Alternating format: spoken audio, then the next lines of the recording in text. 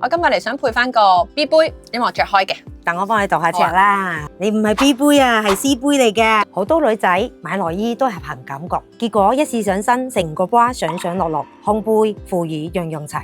呢啲真係我見得最多嘅問題。其實內衣上面嘅數字代表下胸圍，英文字係級數，量法好簡單，背挺直，人放鬆，先量下胸圍，再量上胸圍，得出嘅結果就係你嘅 size 啦。仲有一個重點，揀錯杯型都一樣唔貼身，會離袖。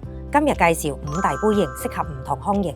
第一，乾扁平胸就應該揀口杯小胸神器，即時升一個級。第二，鬆軟下垂應該揀4D 手捧杯，上托加塑形。